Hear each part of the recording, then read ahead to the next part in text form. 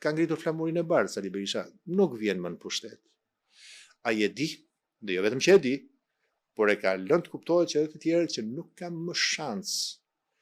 Pra një proces defaktorizimi i Sali Berishës është duke ndodhur, dhe cila është televizja që demaskoi përfundimisht. Ai që ndodhi dje.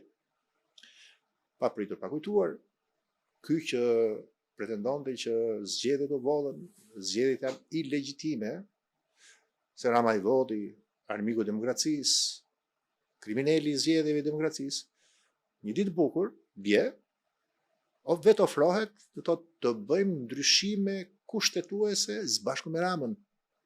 Pra është në situatën e një mbijetese politike, dhe e kupton fare mirë se ka nuhatin për ta kuptuar, e lexon situatën brenda partisë, e për këtë arsye, ajo që u them se duhet të kuptojmë për cili është emërusi në fakt përsëri drejtësia.